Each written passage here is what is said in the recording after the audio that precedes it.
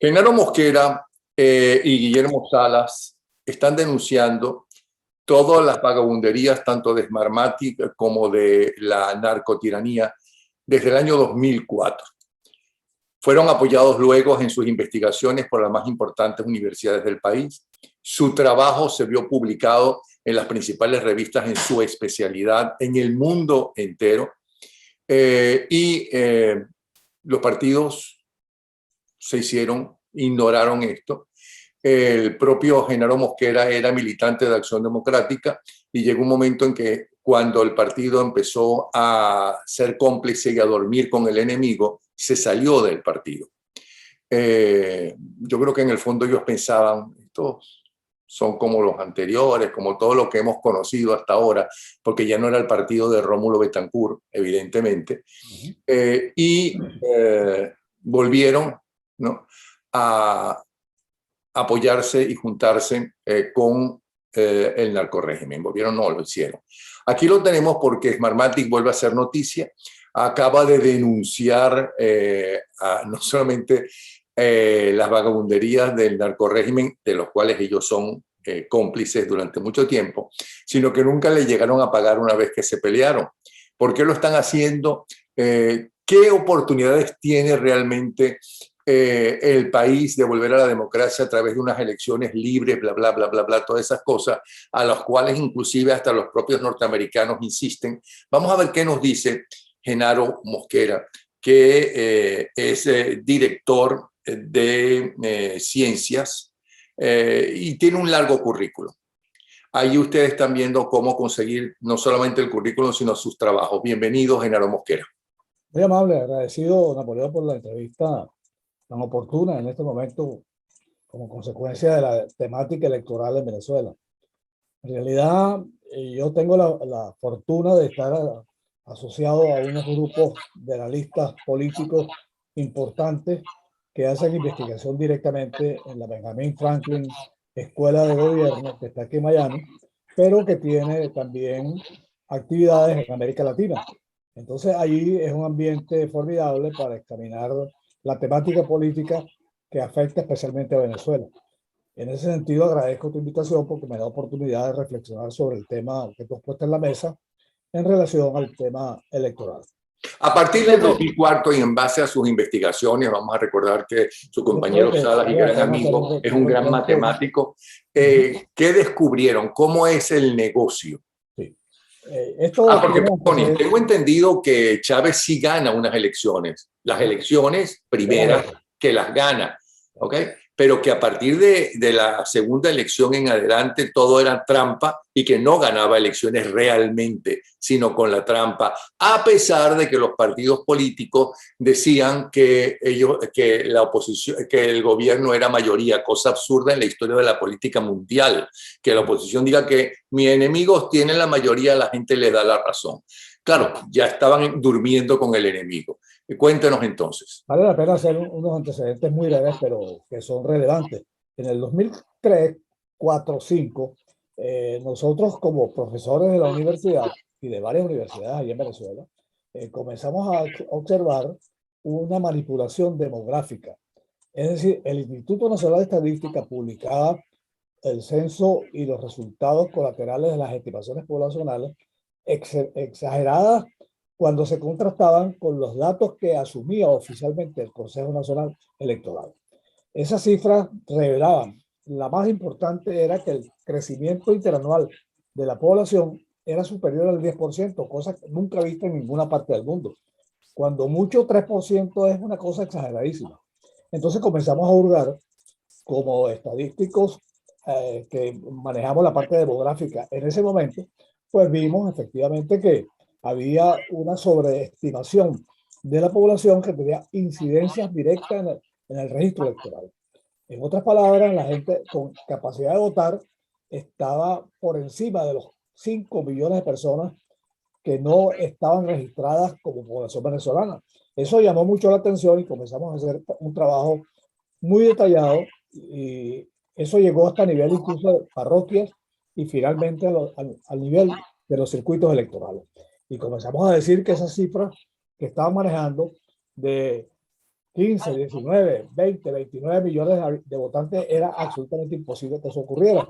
Y la razón es que efectivamente los cubanos estaban ya manipulando la cifra con el objetivo de garantizarse una franja electoral que pudieran cambiar en un momento dado con la ayuda de la informática.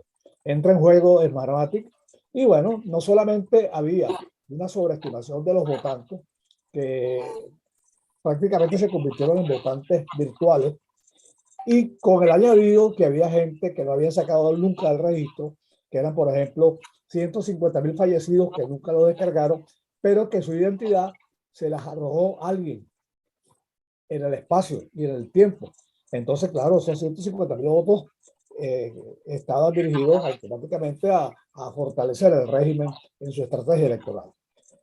Hubo otras irregularidades como la doble titulación y una cosa demasiado grave, y es que empezaron a otorgarle ciudadanía a personas que ni siquiera hablaban español, o sea, chinos, iraníes, y se conformó una estructura votante que le daba una ventaja de arranque solamente demográficamente al régimen. Bueno, eso posteriormente fue fortalecido con algunas manipulaciones informáticas, construyendo algoritmos que definitivamente cambiaban resultados de un día para otro. Por ejemplo, una cosa muy relevante es que nosotros observamos en una serie de trabajos científicos que hicimos en la Universidad Simón Bolívar, la Católica Andrés Bello y la Universidad Central donde yo estaba, ese equipo logró modelar los movimientos informáticos. Nos dimos cuenta de que no obedecían a las leyes de Belfort y a otras cosas que son típicas del manejo electoral, y empezaron a denunciarlo.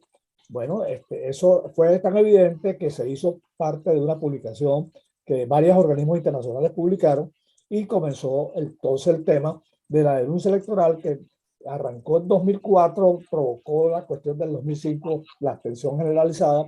Finalmente llegamos al 2017 y bueno, ahí hubo una manipulación enorme del trabajo de elección de la Asamblea y luego la presidencial con Maduro al frente, y finalmente todo ese manipuleo se tradujo en dos vertientes: la vertiente demográfica, la vertiente tecnológica. En la tecnológica, el Smartmatic fue denunciado y finalmente salieron, pero sin embargo ellos en el 2017 intervinieron y ahora salen con que hubo un fraude de 1 millón de votos y que el gobierno contrató a una firma argentina muy ligada al gobierno argentino, partner del gobierno venezolano, y ahora están reclamando la deuda que no les pagaron. Y como entró en la operación una empresa norteamericana, se llama SGO, una británica, perdón, que es socia de Smartmatic, le empezaron a dar seriedad al asunto para no perder los mercados internacionales, y se fueron al mecanismo de cobrar las deudas al gobierno, el cual se niega a pagar porque se los pagó a la Argentina. De tal manera, pues, que eso es un enredo organizacional, gerencial, administrativo, pero tecnológico. La conclusión de todo esto es que ciertamente el tema electoral ha sido manipulado, sigue siendo manipulado, no han limpiado el registro electoral, siguen apareciendo personas allí que no son.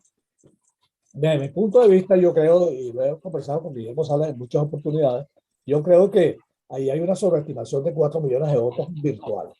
Y eso da mucho margen para hacer casi cualquier cosa. Agravado con una denuncia que venimos investigando en carácter y que yo creo que está generando una cuestión que casi nadie ha hablado.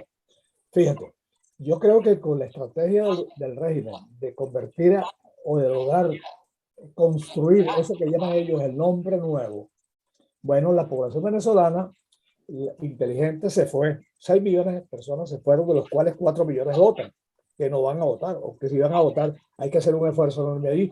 Pero bueno, lo que quedó, bueno, jubilados, gente de tercera edad, los liderazgos se hicieron cohabitantes del régimen, toda la estructura partidista es cómplice del régimen, y finalmente una gran cantidad de personas marginales, de oficios, emprendedores, comerciantes, etcétera, y esa gente comenzó a hacer negocios.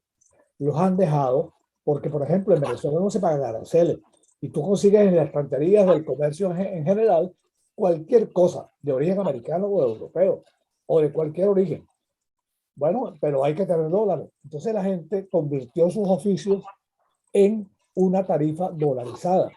y cualquier electricista, plomero, vendedor de cualquier cosa, te cobra en dólares y cobra hasta visitas para hacer presupuestos familiares. De tal manera, pues, que la gente está haciendo un negocio de lograr por encima del salario mínimo unos ingresos que ya les conviene. Y a mí me han dicho gente en focus group, con investigaciones sociales, bueno, la verdad es que el gobierno nos deja hacer, estamos facturando sobre los precios mínimos, sobre el salario mínimo, y estamos bien, porque no pagamos casa, no pagamos luz, no pagamos agua, la poca que se consigue, y finalmente nos dejan cobrar lo que nos dé la gana. Y eso se están convirtiendo ahora en gente favorable al gobierno. Nosotros presumimos de un mito, que la oposición es mayoría en Venezuela. Yo estoy empezando a dudar, porque a esa gente les conviene mantener el sistema y seguramente van a votar por el régimen. Sí, pero esa gente es una minoría. Esa gente en todo caso es de lo que antes era la clase media, que se vino abajo y que ahora empieza a darse cuenta, pero a gente que es la enorme mayoría, más del 90% de gente pobre y sumamente pobre, esa gente, ¿qué beneficios tiene? Bueno, la mitad de esa gente está facturando. Está facturando porque los dejan hacer. Por ejemplo, te voy a poner una cuestión bien realista. Un plomero llega a tu casa y te dice, la visita son $40. Yo te pongo los materiales, no, tú no los compras porque tú no sabes nada de eso, y te cobro mi mano de obra. Bueno, al final, cualquier reparación cuesta más de $100. Entonces, al final, hacen 10 trabajos al mes, se están ganando $800 y no pagan impuestos, no hacen nada. Y bueno, entonces esa gente comienza a hacer un problema porque es el hombre nuevo, es el tipo que le están dejando hacer, dejar especular. Sí, Bueno, pero según las encuestas no aparece como una enorme mayoría que está con el régimen, sino no, todo lo contrario. pero la mitad anda por allí, según las encuestas que tú has visto últimamente de Demos y ese tipo de gente. Pero bueno, al final yo lo que quiero es advertir que tenemos enfrente un problema electoral importante que tiene varias facetas. En primer lugar, el voto, el voto de la diáspora es clave. Es clave porque son 4 millones de votos. ¿Cómo se garantiza el sistema que nosotros vamos a participar desde Estados Unidos o de cualquier parte del mundo en una elección presidencial el año que viene? Ojo, número uno. Número dos, nadie está hablando, y en eso hago una denuncia formal aprovechando los espacios que me está facilitando, de limpiar el registro electoral. No puede ser que haya 2 o 3 o 4 millones de virtuales, tal cual como lo dice Smartmatic, que ellos manipularon 1 millón de votos, lo dicen abiertamente. Entonces, bueno, eso es relevo de pruebas. A fin de cuentas, ellos están diciendo, nosotros lo descubrimos hace mucho tiempo, que hay votos virtuales, más de 2 millones de votos virtuales. Entonces, eso hay que limpiarlo. Pero son 2 millones, es 1 millón, son 4 millones, son 5 millones. ¿Cuántos millones son? Porque ya he hablado de varias cifras. Sí. Bueno, Smartmatic habla de 1 millón ¿Y ustedes cuántas descubrieron? Nosotros empezamos con 2 millones de votos virtuales y una serie de votos que están constituidos por gente que no existe, por gente que se murió, por repetición de cédulas, por iraníes que les dan cédulas. ¿Y eso a cuánto llegaría? Bueno, se está hablando de 19 millones de votos. Yo creo que ahí no hay 15 millones de votos efectivos y reales. Ok, ahora bien, cuando ustedes empiezan a denunciar eso, y usted pertenecía en ese momento al partido más importante que ha tenido la historia contemporánea de Venezuela y que realmente hizo muchas cosas, ¿ok? Que es Acción Democrática, ¿qué pasó? ¿Por qué se tuvo que ir de Acción Democrática? En el 2004, yo fui al Consejo Directivo Nacional a presentar pruebas conjuntamente con varios universitarios. Y ahí sí, lo hicimos con varios partidos, pero especialmente en el Club Democrático, que el Consejo Directivo Nacional se reunió en su oportunidad para considerar el tema. Bueno, allí yo hice una exposición muy larga sobre el fraude electoral, cómo se estaba componiendo, cuál era la estrategia cubana, teníamos pruebas en la mano. Y bueno, fue tan demostrativo el hecho que el Consejo Directivo Nacional decidió no ir a elecciones. Bueno, está bien, ellos empezó desde ese momento una denuncia, pero sin embargo, en el tiempo, cuando comenzó el manipuleo para los puestos en la Asamblea Nacional y los puestos de gobernadores y las alcaldías empezaron a desvirtuar exactamente los propósitos fundamentales de ese partido y finalmente pues se hicieron cohabitantes. Y francamente a mí nadie me quita de la cabeza que ese partido, y así como tantos otros, vienen manteniendo la subsistencia, digamos, provocada, cohabitante, de colaboración sin mayores consecuencias para ellos mismos, sino más bien sacarle ventaja. De Ahora, tal yo manera, pues, recuerdo haberlo ese entrevistado a es mi usted varias comentario de la veces prueba. No voy en a el programa de hacer. Venevisión. Fueron entrevistas públicas y ustedes llevaban Sistemáticamente. evidencia. Evidentemente, muchas más evidencias las mostraron en las universidades y aparecieron en las revistas especializadas en el mundo entero. Sí. Eso no Bueno, tuvo mayor te importancia voy a entonces explicar para... por qué. Ah, En el 2018, con el Tribunal Supremo de Justicia, que después se fue al exilio, ellos tuvieron la amabilidad de recabar de parte de la mano de nosotros y otras agentes más, entre ellos Adriana Vigilanza, que encabezó el nivel de demanda y de sustentación de las pruebas, y un grupo importante, entre ellos Luis Aguana, Guillermo Salas, eh, Ana Díaz y esta señora, eh, eh, bueno, que mencioné antes, logramos entregar demostraciones fehacientes del fraude electoral, de cómo se manipuló el tema de la Asamblea Nacional, la Asamblea Constituyente, el nombramiento ficticio de gente que no sacaron los votos necesarios. Y esas pruebas se consignaron internacionalmente.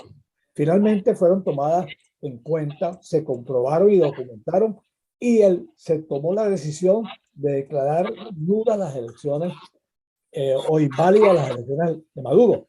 Y eso es lo que determinó que la Asamblea Nacional constitucionalmente pusiera a Guaidó como presidente interino. Y los gobiernos asumieron esa posición en base a esa información.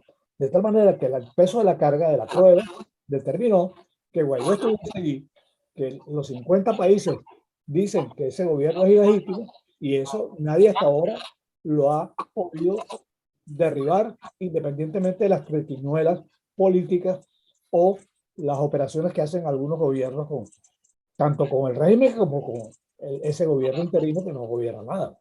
ahora, el eslogan principal y el motivo principal en este momento de la dirigencia política, tanto nacional como internacional, de la política no solamente del gobierno interino, sino también norteamericana y de la Unión Europea, que apoya al gobierno interino, es unas elecciones y que se sale pacíficamente por unas elecciones libres, democráticas y demás. ¿Es posible ese tipo de elecciones con el narcorrégimen y con lo que queda de la Fuerza Armada Nacional, que supuestamente son los que van a vigilar, ¿no? Que haya legitimidad, seriedad, sosiego y que lo que decida el pueblo es lo que se va a hacer y lo que se va a aceptar? ¿Eso es posible? Y si es posible, ¿qué es lo que hay que hacer realmente? Bueno, se ha construido una matriz de opinión de que la única fórmula para salir de un régimen dictatorial como el que tenemos es por la vía electoral. 6 de cada 10 venezolanos dice que esa es la vía, con un pacifismo, francamente reconocible, pero eso es lo que opina la mayor parte de la gente. Está bien, pero el tema está en que ir a unas elecciones con la espada de Damocles de un sistema hábilmente diseñado para hacer truculencias es complicado. En consecuencia, hay que hacer varias cosas. En primer lugar, las máquinas o sea, el sistema informático está descalificado. De hecho, la decisión del Tribunal Supremo fue: no queremos elecciones mecanizadas, queremos elecciones manuales. Dos, hay que limpiar el registro electoral. Hay que sacar por lo menos 2 millones de votantes falsos. Hay que sacarlos. Tres, hay que reestructurar completamente los circuitos electorales. porque el régimen construyó más de 1.400 centros claves rojos, es decir, circuitos electorales bajo su total control, incluyendo los que están en los cuarteles. Si esas tres cosas no se hacen, bueno, seguiremos en lo mismo. Maduro continuará 5 años más, elegirán a unos payasos como contraparte de la oposición, y en Venezuela no pasará nada y tendremos otros 20 años de gobierno dictatorial comunista, y es una desgracia que está inscrita dentro de los términos de referencia del Foro de Sao Paulo, lamentablemente. Usted llevó eso que acaba de decir al gobierno interino y a los representantes del gobierno interino en Washington para presentarlo al gobierno norteamericano. Se lo hemos escrito, hemos preparado documentación sólidamente fundamentada, pero bueno, todo el mundo tiene sus intereses en esta cosa por lo visto, ¿no? Yo creo que la venezolanidad o el criterio de ciudadano parece que está bien lejos de mucha gente que está manipulando o beneficiándose de este famoso gobierno transitorio. Y por supuesto que el régimen, con sus vínculos con el narcotráfico y con toda la estrategia globalista, bueno, ellos están felices porque saben que esa es una vía que, si no se hace nada, tendrán el triunfo nuevamente asegurado, lamentablemente. Bueno, es muy lamentable lo que usted acaba de decir, pero hay posibilidades de que sí se pueda reestructurar eso y que a través de unas elecciones, ¿no? Que es la vía pacífica, no es la única vía, pero es la vía pacífica para salir del narcorrégimen, se lleve a cabo. Sí, yo creo que sí. Yo creo que ustedes, inclusive como comunicadores sociales, tienen que ser un factor demasiado importante, porque la gente tiene que saber que no puede ir a unas elecciones con un sistema que no ha sido revisado. El sistema tiene que ser revisado. Si no es revisado, estamos en la ruta equivocada. Yo pienso que la labor que tenemos que hacer, aprovechando el anuncio de unas primarias, y no importa quién salga, pero yo creo que si no hay un sistema suficientemente claro, con el apoyo internacional y con el apoyo de los comunicadores sociales que siembren una matriz de revisión de ese sistema, no habrá posibilidad. Pero eso lleva tiempo, ya se está empezando a hacer, ya por lo menos se decidió que eso es lo que hay que hacer. ¿Okay? Pero no lo han decidido. O sea, yo no he visto ninguna acción que diga que van a revisar el registro electoral. Y eso es absolutamente imprescindible para mí, como experto en la materia. O sea, que si tú no revisas un padrón, pues estás muerto, porque te van a meter ahí cualquier cosa. Sí, sí. Bueno, Genaro Mosquera, muchísimas gracias.